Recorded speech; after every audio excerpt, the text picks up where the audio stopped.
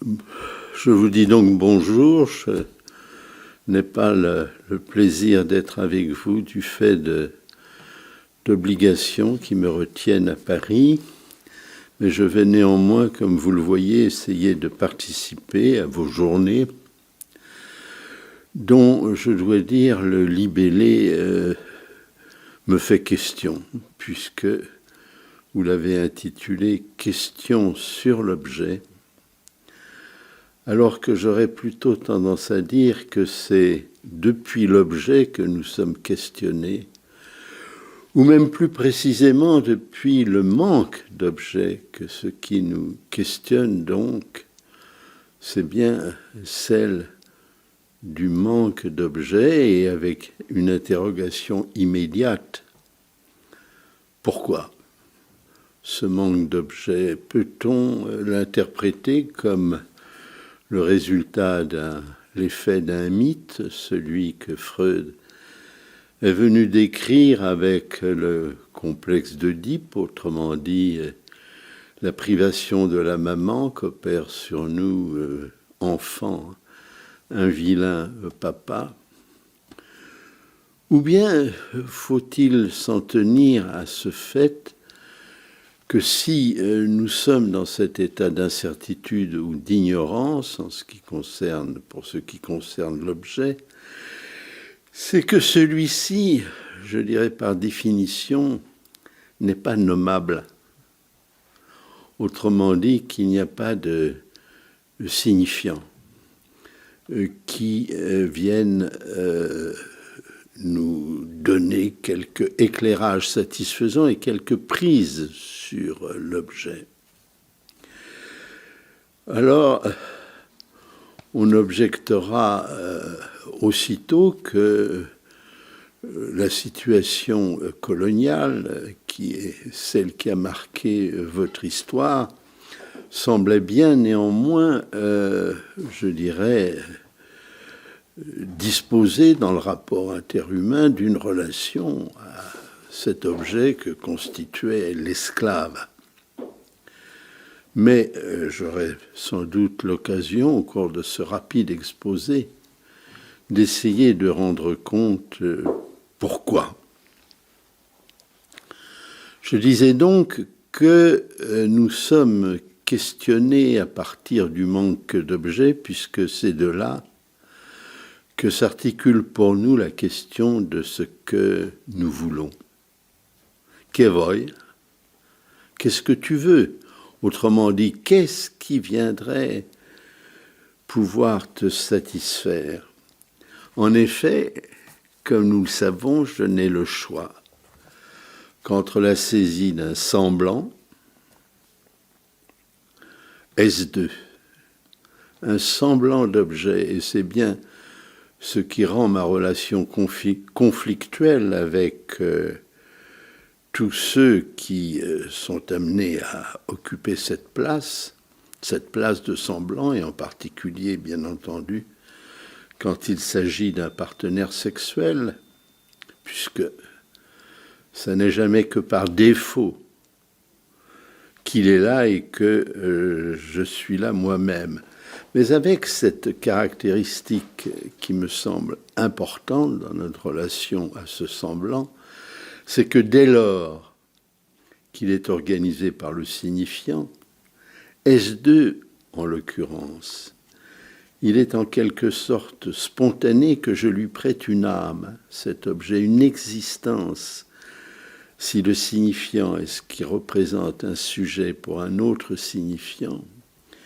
il est en quelque sorte inévitable que, prenons ce cas de figure, celle qui vient se supporter de ce semblant qu'anime S2 veuille faire valoir l'existence à laquelle elle participe, serait-ce bien entendu dans son expression hystérique. On pourrait, pourquoi pas, tenir l'hystérie, la clinique de l'hystérie, comme l'expression justement de cette tentative, lorsqu'on occupe cette place de semblant, assumé par S2, tentative de répondre au quai-voie ouvert par le manque d'objets, de faire valoir donc sa légitimité, à chercher sa légitimité du côté d'une existence au moins alléguée, et en tout cas suffisamment bruyante pour être entendue, comme c'est le cas dans l'hystérie. Mais, c'est là une conséquence inattendue, mais peut-être intéressante, c'est que si c'est cette existence alléguée par tout objet que nous sommes donc tendance chaque fois à personnaliser, y compris quand il s'agit d'objets inertes, d'objets purement matériels, eh bien, si c'est cette existence qui donne le sentiment d'être cause du ratage, on peut comprendre le type de violence, voire même, je dirais, de viol, d'extorsion, d'imposition, de tyrannie qui puisse s'exercer à l'égard de celui, lorsqu'il est l'esclave, de celle, lorsqu'il s'agit d'une femme qui occupe cette position, afin de faire taire cette existence à laquelle est attribuée la cause du déficit. Il y a là, je crois, un point qui nous intéresse dans une clinique qui nous est restée évidemment proche, et y compris, il faut bien le dire, dans la vie sociale, non plus peut-être dans la vie politique, où c'est devenu plus délicat, mais en tout cas dans la vie sociale, et bien entendu dans la façon que l'on a de traiter ceux qui sont en position d'employés, de travailleurs, autrement dit d'obtenir d'eux à chaque fois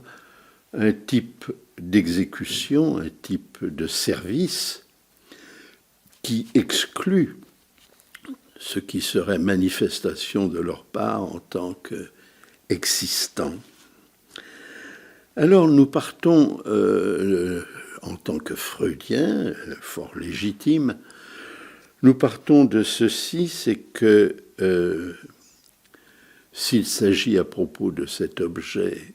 de la relation, de celui qui est pris dans la relation sexuelle, eh bien, nous savons que pour Freud, cet objet perdu, cet objet qui manque, c'est la mère, donc, et en tant que cette perte vécue, bien entendu, par chaque enfant, cette perte vient nourrir le mythe de l'Oedipe et donc le vœu d'un meurtre exercé sur le père. C'est un mythe dont les conséquences sont évidemment, je dirais, remarquables. On pourrait à cet égard imaginer que nous sommes peut-être plus sensibles à l'effet des mythes qu'à celui de la raison. Mais en tout cas, on est obligé de souligner que, effectivement, au départ, l'enfant constitue bien pour une mère son objet, et un objet, je dirais, parfaitement réussi, puisqu'il est celui qui lui confère une reconnaissance, celle qu'elle attendait, autrement dit, d'être prise, je dirais, dans la communauté régie par un père, régie par le père, avec un P majuscule. Et que dans cette relation, donc, imaginairement parfaitement satisfaisante, la réciproque est vraie, et que donc, pour l'enfant, la mère serait donc un objet parfait,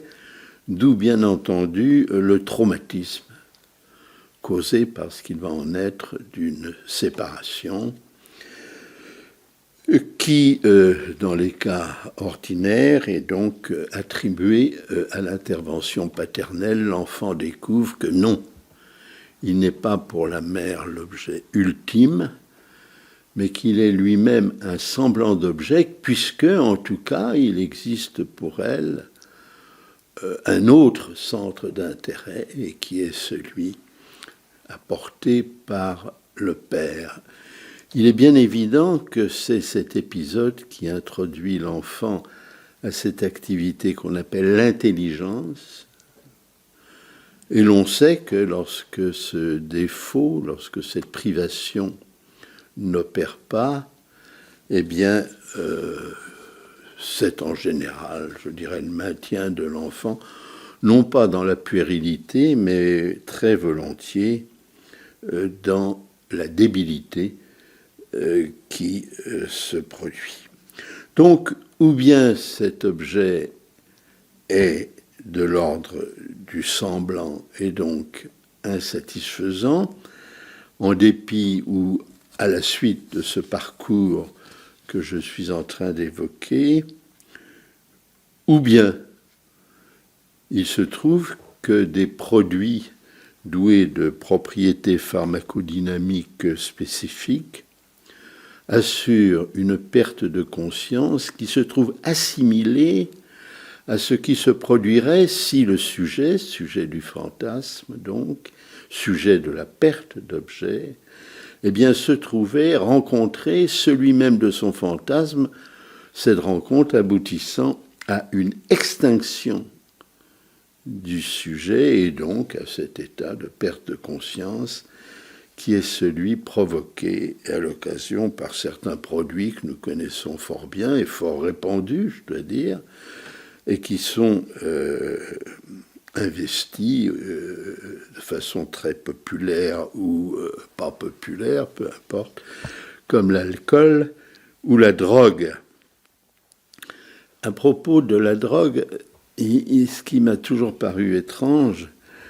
c'est que si l'alcoolique a volontiers tendance à accumuler sous son lit les bouteilles qui vont l'assurer de ne pas se trouver en position de manque, s'il a besoin d'avoir un repérage géographique des bistrots du quartier qui l'assure que, quel que soit son éloignement, il trouvera toujours un point relais susceptible de le satisfaire, le drogué, au contraire, stocke exceptionnellement et s'expose volontiers à la période du manque, comme si celle-ci était une étape nécessaire, cette absence pour faire valoir la présence du produit. J'ai des souvenirs de balades le dimanche matin sur la Seconde Avenue de New York, dans la partie sud de Manhattan, et des drogués qui étaient là sur le trottoir en train plus ou moins de trémuler dans l'attente du dealer qui devait passer, et avec le sentiment que le moment intense, le plus grand moment de la jouissance, était précisément réalisé par cette extraordinaire angoisse et ce malaise physique considérable représenté par le manque. Donc pour Freud, le mythe de l'Oedipe veut que l'objet perdu soit maternel, et je ne vais pas développer ici les conséquences que ce mythe peut avoir quant à la relation au père et à son destin aujourd'hui dans la culture, c'est-à-dire ce qu'il faut bien appeler cette sorte de parricide généralisée, cette liquidation généralisée du transfert à laquelle nous assistons. Et c'est là-dessus que Lacan, comme vous le savez, opère un déplacement radical, puisqu'il va témoigner de ceci, c'est que si justement l'objet d'une éventuelle satisfaction nous fait question, s'il est innominé, s'il n'est pas capable d'être nommé. C'est bien pourquoi il va se résoudre à le qualifier d'une lettre. Eh bien, c'est que sa perte de l'objet est due de façon primordiale à la façon dont nous sommes fabriqués par le signifiant. Autrement dit, que le signifiant implique de son propre mouvement et sans l'intervention d'aucun démon ni d'aucun dieu, implique justement, pour se constituer comme unité, implique la perte littérale, afin que puisse se constituer la chaîne du langage. Et en reprenant ce thème pour vous, je ne fais que vous ramener à ce séminaire qui ouvre le volume des écrits sur la lettre volée, et dont ce n'est pas par hasard, évidemment, s'il est princeps, s'il est premier dans ce texte, puisque d'emblée, il nous inscrit sous le signe non pas du maléfice attaché à quelque intervention ou à quelque dieu, mais à ce qui est la défection que nous sommes amenés à subir, ne serait-ce qu'en tant que sujet, du fait de notre fabrication par le signifiant. Nous en avons, à mesure où ceci risquerait de paraître avant tout rhétorique, nous en avons bien entendu toutes les manifestations cliniques que l'on peut espérer dans le champ de l'analyse, c'est-à-dire ce qui se produit bien entendu dans le Witz, dans le mot d'esprit que nous avons récemment tenté d'illustrer au cours du séminaire d'hiver, donc dans le mot d'esprit, mais aussi dans le lapsus, dans le symptôme, bien entendu, qui peut se trouver entièrement construit par le jeu de la lettre, et de la lettre, donc, qui va se révéler vectrice du désir refoulé, autrement dit, de ce qui a chu, et de ce qui a chu, n'ayant d'autre support dans cet exercice que la matérialité, comme s'exprime joliment Lacan, que la matérialité. Et donc l'inconscient, pour chacun d'entre nous, comme le trésor de ce qui a chu. Je crois bien me souvenir que c'est dans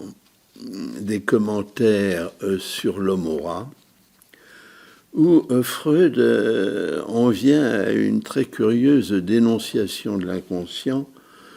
comme étant, je dirais, l'abri, le repère de tout ce qui serait le mal moral,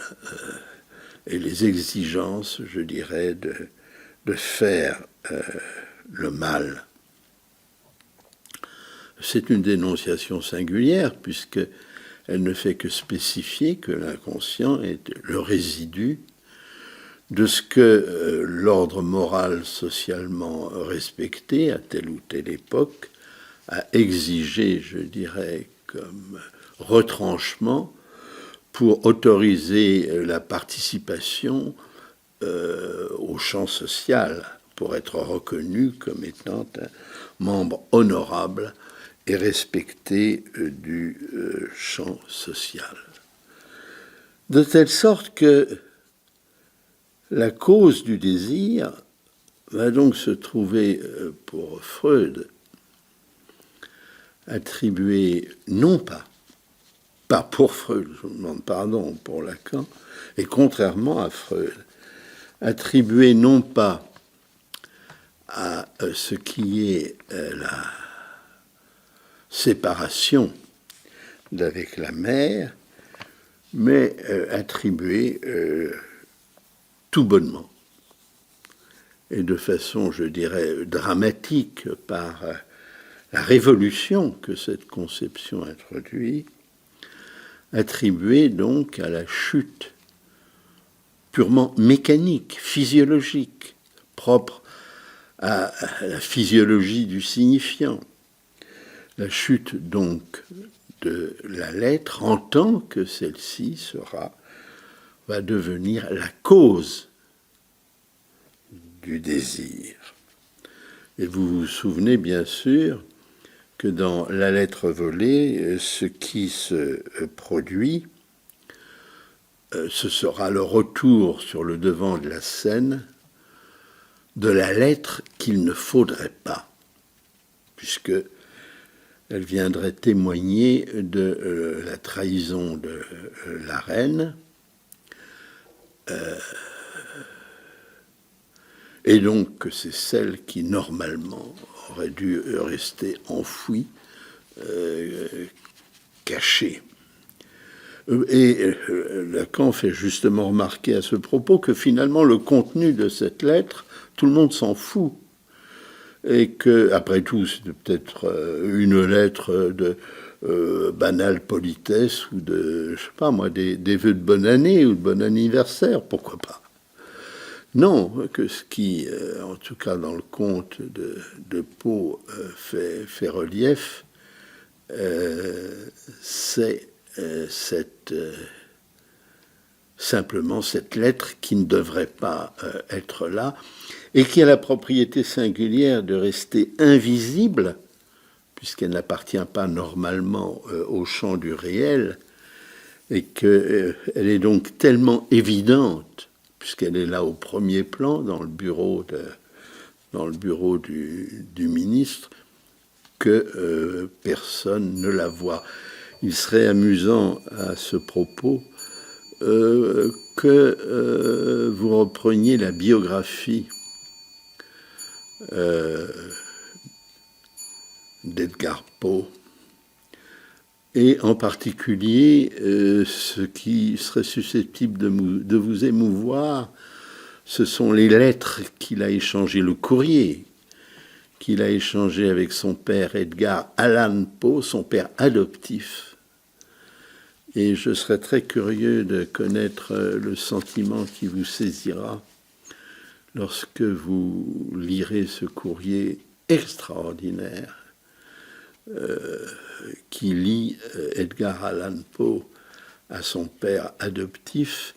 et dont il serait, je dirais, il y aurait là la source d'un travail sûrement intéressant, c'est-à-dire de tenter d'établir le rapport qui est certain mais qui n'est pas évident entre la relation qu'il a pu avoir avec son père adoptif et le style et le choix d'histoire et l'inventivité qui fut la sienne. Une remarque encore peut-être au sujet de la présence dans le champ de la réalité de cet objet qu'il ne faudrait pas, c'est qu'à un détour de phrase, Lacan attribue la genèse de la psychanalyse au fait qu'à Vienne, autant donc au début du XXe siècle,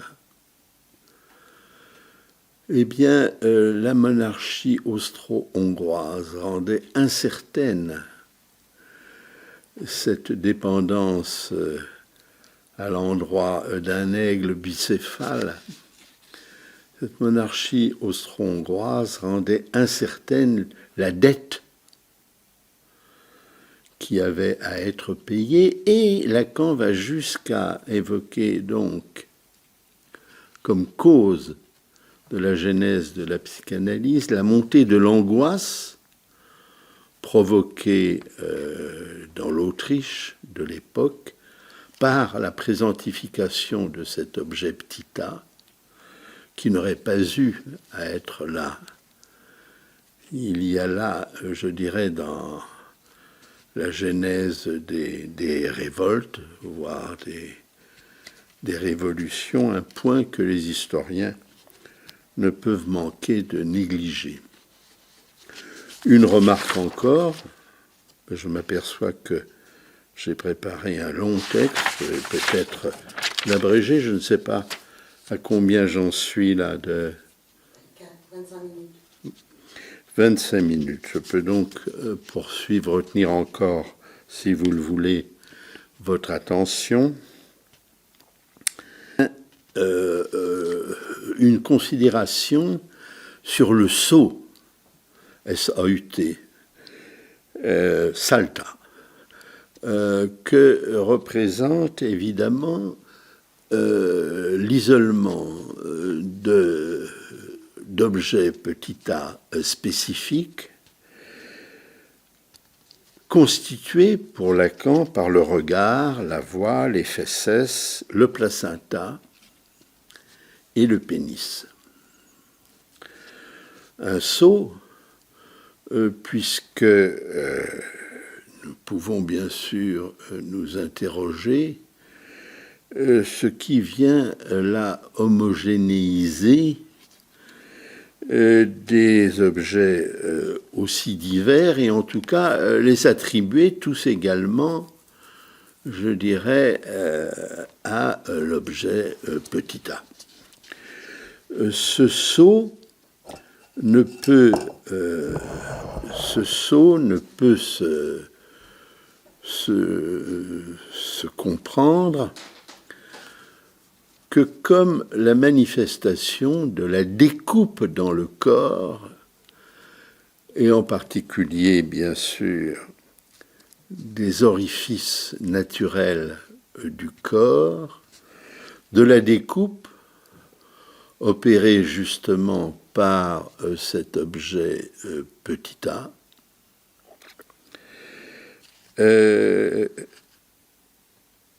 et donc l'érogénéisation d'orifices normalement voués à la satisfaction des besoins, orifices dès lors voués à substituer les expressions du désir à ce qui serait simplement la satisfaction du besoin. Il est bien évident que le voyeurisme, par exemple, n'a rien à voir avec ce qui est à proprement parler la fonction visuelle et de discernement des éléments de l'espace. Il est bien évident que le jeu que nous faisons avec la voix n'a de même rien à voir, et je n'ai pas besoin d'évoquer ni le chant ni le cri avec ce qui est l'usage simplement de l'articulation signifiante. Quant à ce qu'il en est des fesses, on sait la façon tout à fait paradoxale dont cet objet constitue le prototype de ce qui sera l'échange dans le don avec l'autre, et d'abord, bien entendu, avec la mère. Et on n'a pas besoin d'épiloguer sur toute la clinique qui va se développer autour à la fois de la rétention de cet objet et en même temps sur ce qu'il en est de l'érotisme anal. Pour ce qu'il en est de la bouche, il n'est pas nécessaire de faire des commentaires pour signaler que l'obésité n'a rien à voir, bien entendu, avec ce qui serait simple satisfaction des besoins. Alors évidemment, il pourra paraître plus étrange d'évoquer le pénis comme objet petit a, car dans ce cas, il ne semble pas que chez l'homme quelque orifice naturel vienne là se prêter à l'opération, si ce n'est faire remarquer que la participation au champ social semble impliquée partout, dans toutes les cultures, y compris les plus primitives, et Lacan le fait remarquer. Je ne fais que répéter à cette occasion ce qu'il a souligné, qu'il n'y a pas de culture dans lesquelles ne se manifeste pas de la pudeur, et en particulier le souci de recouvrir les parties génitales, serait-ce sous la forme banale d'un étui, par exemple. et que nous aurions ainsi à nous interroger sur ce qui attache l'humanité à ce voile porté systématiquement sur l'organe génital. On s'amuse aujourd'hui à aller chercher les traits de communauté que nous aurions avec le chimpanzé, sous le prétexte, fort intéressant d'ailleurs, que nous partageons avec lui 99% du patrimoine génétique. Ce qui veut donc dire que c'est 1% du patrimoine génétique qui ferait notre humanité, et ceux qui continuent de s'amuser, je dirais, sur la question, autrement dit d'honorables savants, eh bien, s'extasient sur le fait que le singe est capable d'inventer des instruments pour aller, par exemple, chercher le miel dans une ruche, autrement dit qu'il va prendre une baguette pour aller cureter comme ça les rayons et se procurer le miel. Mais en tout cas, cette baguette, il ne va pas la fabriquer. Cette baguette, il ne va pas la fabriquer, et en tout cas, le jour où l'on verra des animaux, je dirais, ayant le souci de voiler leur partie génitale, ce jour-là, je crois que nous serons les uns et les autres, effectivement, pris par une certaine angoisse, mais il semblerait que nous soyons définitivement à l'abri de cette angoisse-là, en tout cas. Ça va donc être, puisque nous parlons de l'objet, ça va donc être la chute de cet objet qui va être la cause du fantasme, et il suffit de voir l'écriture du discours, d'un discours quelconque, pour bien situer comment entre deux signifiants, entre S1 et S2, se trouve donc creusé, ouvert cet espace qui va être aussi bien celui de la chute de l'objet, donc de ce que Lacan appellera le plus de jouir, que du même coup la place d'où va se manifester l'existence d'un sujet, je dirais, questionné à partir de ce qui se donne à entendre depuis cette place originellement vide, avant donc que l'objet petit a ne vienne l'occuper, ne vienne la combler, et qui est donc la place de la vérité. À la question de savoir ce que c'est que la liberté, Lacan répondait: il n'y a jamais, question politique fondamentale bien sûr, Lacan répondait: il n'y a de liberté que celle de désirer en vain. Autrement dit, la seule liberté qui m'est donnée précisément dans cet espace ouvert par le signifiant, c'est celle de désirer en vain, sauf évidemment dans ces cas exceptionnels où peut se produire la rencontre avec l'objet du fantasme. Ce sont des choses qui arrivent, j'ai le souvenir, peut-être l'ai-je déjà raconté, d'une personne qui participait à un groupe thérapeutique ou de discussion. Personne tout à fait honorable, et qui, à l'époque, ça se faisait volontiers. Les gens, comme vous le savez, étaient assis par terre dans ce souci d'égalité et de rester en contact comme il se doit avec les choses bien terrestres. Les gens étaient donc assis par terre, et cet homme, il s'agissait d'un homme,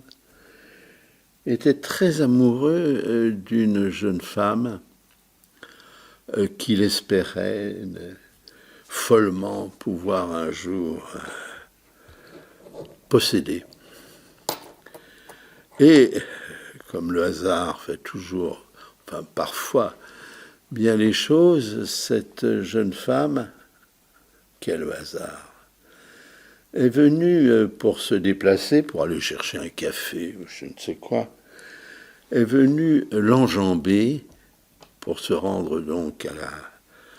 à la machine à café. Et,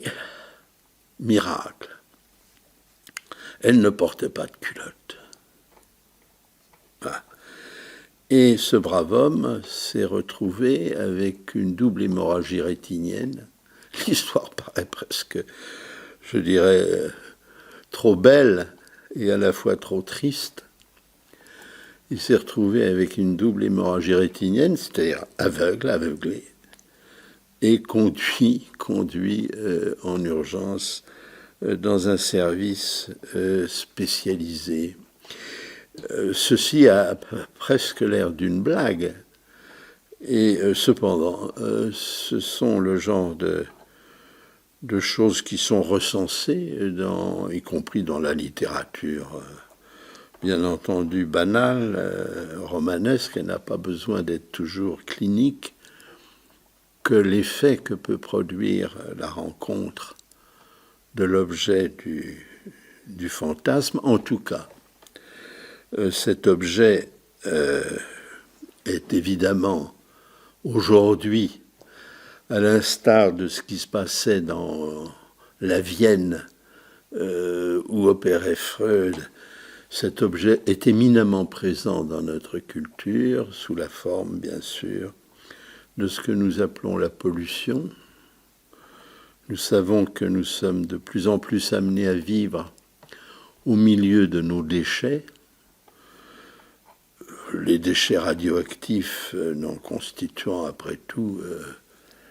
qu'une particularité, mais nous ne savons absolument pas nous débarrasser de ces déchets radioactifs, et il est bien évident que s'en produit d'une façon générale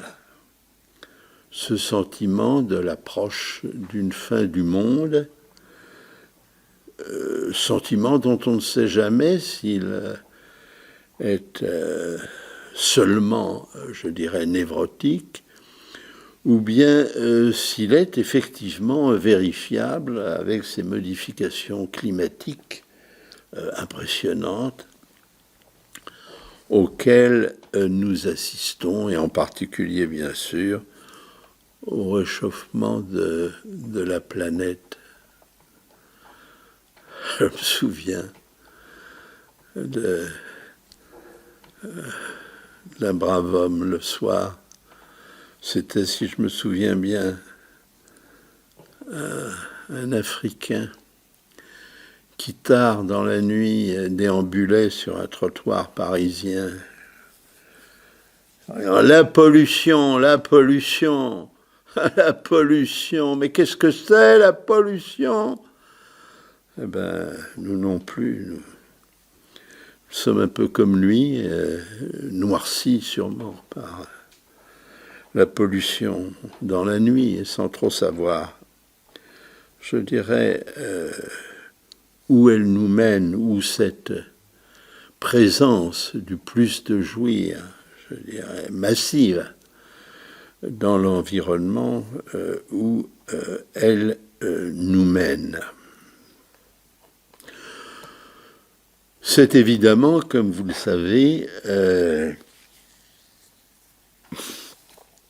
cet objet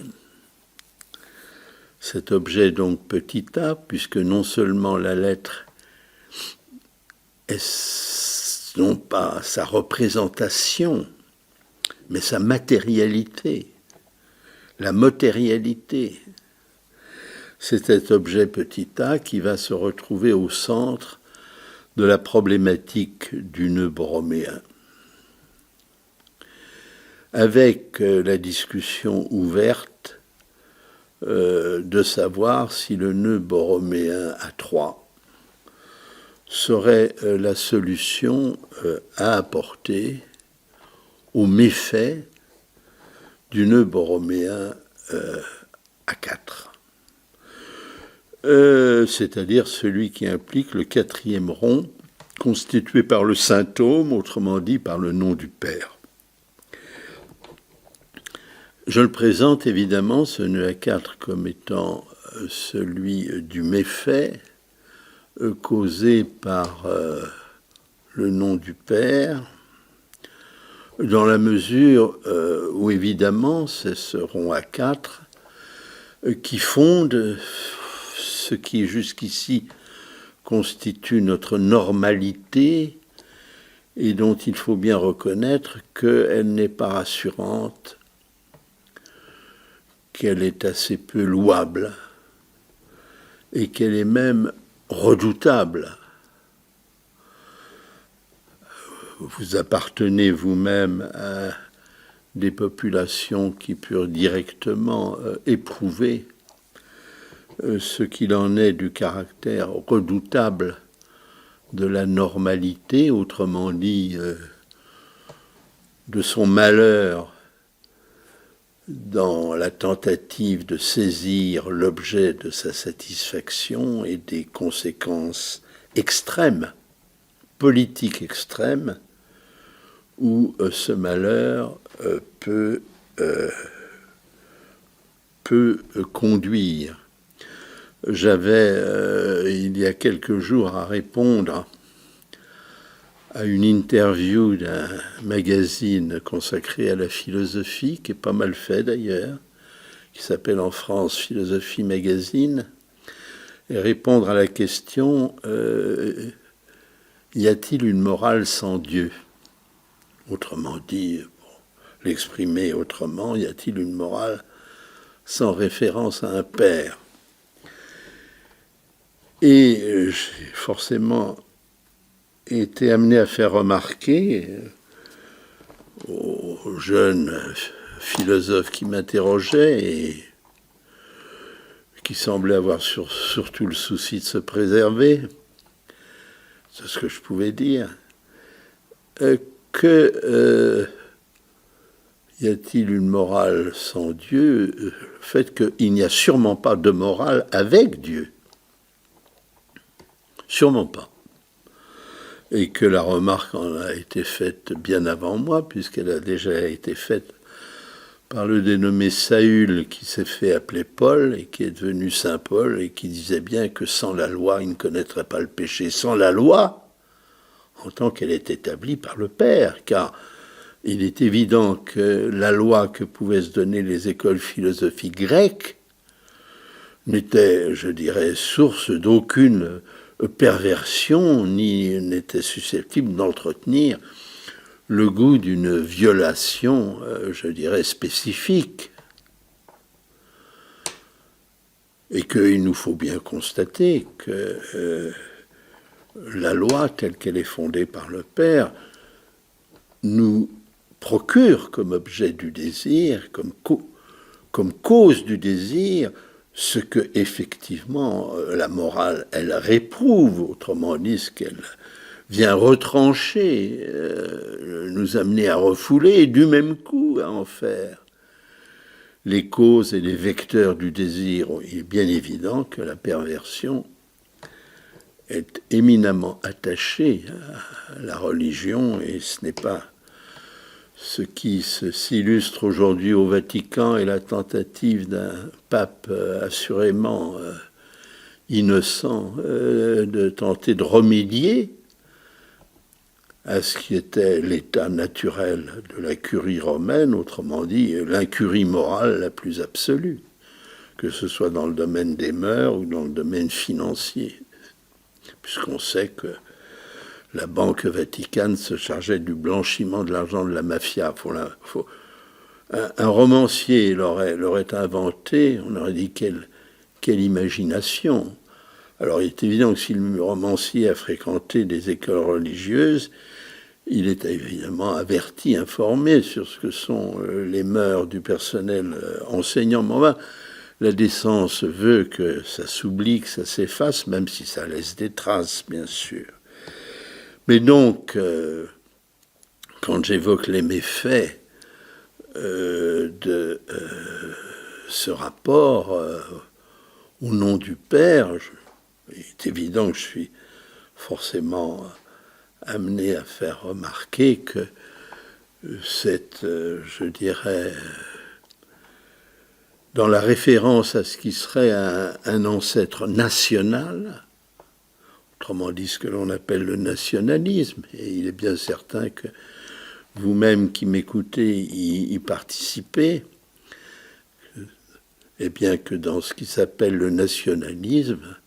s'établissent des frontières qui récusent l'humanité de celui qui est hors de ces frontières, ce qui est quand même ce qu'il peut y avoir de plus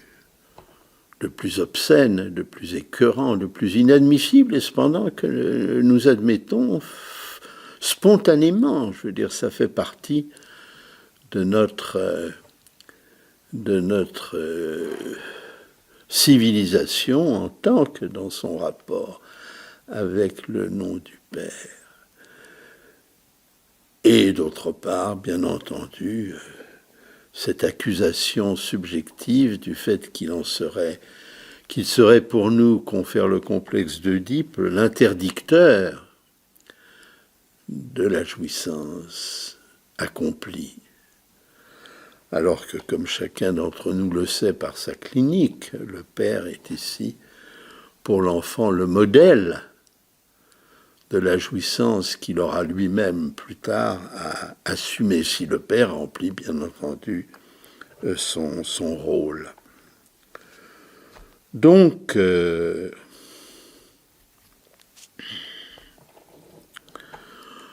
nœud borroméen à 3, qui situe l'objet petit a comme cause, cet objet petit a au centre donc du recoupement par les trois instances, du réel, du symbolique et de l'imaginaire. Et quand je dis recoupement, ce qui est encore un atavisme, je dois dire le recouvrement et donc leur façon de partager, leur façon de partager ensemble, et d'une manière, je dirais, suffisamment physiologique pour nous permettre de nous abstenir de toute revendication de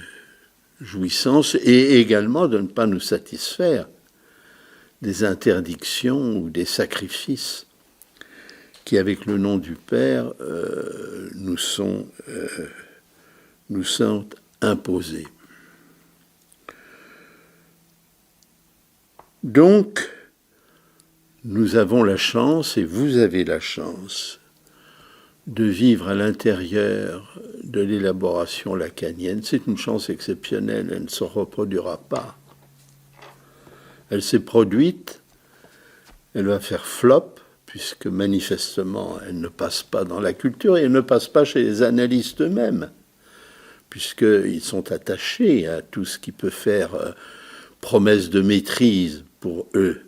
alors qu'avec le nœud borroméen à 3, eh bien la notion même de maîtrise, en quelque sorte, cette notion, je dirais, de la plus grande absurdité, puisque la maîtrise du signifiant ne nous permet jamais de ne saisir, dans le meilleur des cas, qu'un autre signifiant ou bien un objet, de telle sorte que sa saisie même vienne tuer le désir qui animait sa quête. Maîtrise absurde, donc. Eh bien, si le nœud borroméen permet à 3, je dirais, vient inaugurer ici un progrès, à la fois, il faut bien le dire, un progrès dans le rapport au signifiant, puisqu'après tout, le nom du Père n'est pas dans la nature, c'est un artefact. C'est un alibi propre à entretenir notre puérilité, notre infantilisme. Nous aimons ça, il ne faut pas croire. Nous aimons nous supposer, je dirais, le maître à la fois devant lequel nous pourrions, je dirais, faire des politesses, éventuellement faire des sacrifices et, une fois le dos tourné, bien entendu, nous livrer à nos manœuvres habituelles, ce que je raconte est banal. Eh bien, le nœud à 3 vient déranger cette ordonnance. Il y a donc de bonnes raisons pour que, comme cela se voit dans notre propre groupe, il soit, comme on dit, discuté, il se crée des camps. C'est absolument, c'est du plus haut comique. Et en tout cas, si cette histoire a quelque avantage, c'est nous permettre d'évoquer ce qu'il en serait d'un rapport au semblable, d'un rapport à autrui, qui serait moins marqué, je dirais, par ce type de défection, qui est aussi bien le nôtre que celui du partenaire, type de défection qui ne fait pas de nous des gens, je dirais, particulièrement honorables.